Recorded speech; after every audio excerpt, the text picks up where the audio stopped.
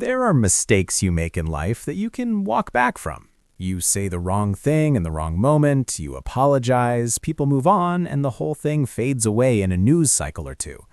And then there are moments where you open your mouth, or in this case, turn on a live stream, and say something so careless, so thoughtless, so completely avoidable that the consequences come down on you like a hammer before the clip has even finished circulating. Daniel Dye is living through the second kind of moment right now. And the worst part is that it did not have to happen at all. On Tuesday, March 17th, NASCAR announced that Daniel Dye, the 22-year-old Kaulig Racing driver of the number 10 Ram truck in the NASCAR Craftsman Truck Series, had been suspended indefinitely. Both NASCAR and Kaulig Racing dropped the hammer on the same day. No timeline for return, no date for reinstatement. Just an indefinite suspension and a mandatory sensitivity training requirement that Dye must complete before he is even allowed to be considered for reinstatement. And the reason it happened is as simple as it is frustrating. A live stream, trading cards, and a comment about an IndyCar driver that took about 30 seconds to say and will take a whole lot longer to recover from. Today, we are breaking down exactly what happened, what Daniel Dye said, what NASCAR's official response was, why this is the second major suspension of his career, and what all of this means for his future in NASCAR. Because this story is not just about one bad night on a live stream. It is about a young driver with real talent who keeps finding ways to stand directly in his own way. Before we get into it, subscribe to NASCAR Report right now if you are a real NASCAR fan who follows this sport every single week. We are building this community from the ground up.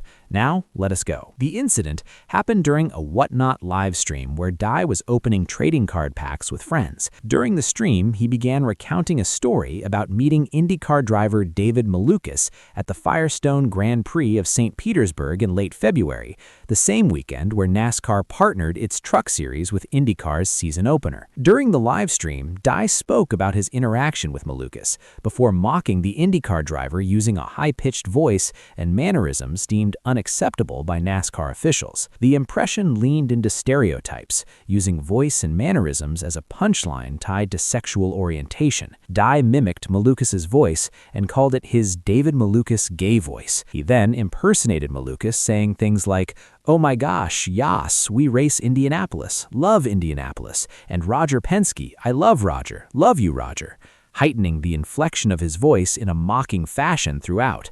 He even said on stream, "As soon as I start doing a David Malukas gay voice, I hit a gold card in the pack, so let us keep it going." That is the clip. That is what went viral. That is what ended his season. The clip spread across social media almost immediately, and once it started circulating, there was only one way this was going to end. NASCAR issued an indefinite suspension and will require Dye to complete sensitivity training before any reinstatement can be considered. Kaulig Racing also announced it had suspended Dye effective immediately after becoming aware of the comments. NASCAR penalized Dye under Section 4.3c of the NASCAR Rulebook, which states that NASCAR members shall not make a public statement or communication that criticizes, ridicules, or otherwise disparages another person based upon that person's race, color, creed, national origin, gender, sexual orientation, marital status, religion, age, or handicapping condition. That rule exists for a reason. NASCAR has spent years working to build a more inclusive sport that reflects the diversity of its fan base and the broader world. When a driver violates that standard publicly on a platform with a real audience, the sanctioning body has no choice but to act, and they acted fast. AJ Allmendinger was announced as the fill-in driver for Dye's next scheduled truck series start at Darlington Raceway. Kaulig didn't just suspend their driver and walk away. They had a replacement lined up and announced within hours. That's an organization making a clear and immediate statement about where it stands. Kaulig Racing CEO Chris Rice also addressed the situation publicly, urging Dye to learn from the mistake and move forward, acknowledging both the personal and professional dimensions. A careful but clear message from the top of the organization. To his credit, Dye didn't deflect or minimize what happened.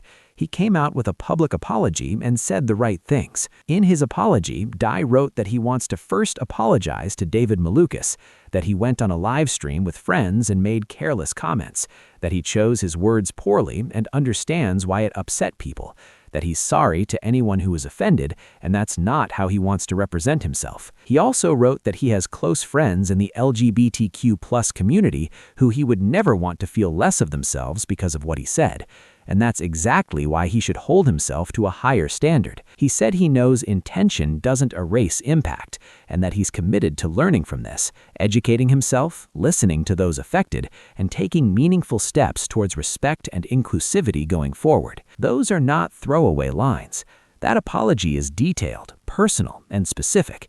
If Dye means every word of it, which only time will tell, then maybe this suspension serves its purpose and he comes out the other side a genuinely better person. But an apology, however sincere, doesn't erase what was said, and it doesn't change the reality of the situation he's now in. Here's the part of this story that makes it so much harder to look past. This is not Daniel Dye's first major suspension. This is the second time in his career that he's faced indefinite removal from racing. In 2022, while an ARCA Menard Series driver, Dye was 18 years old when he was arrested in Daytona Beach, Florida, on a felony battery charge after hitting a fellow student at high school. He was indefinitely suspended by ARCA. He was reinstated when the charge was reduced from a felony to a misdemeanor and completed anger management classes, community service, and paid restitution to the victim. At 18, a suspension. At 22, another suspension. Two different incidents, but the same pattern of making a decision in the moment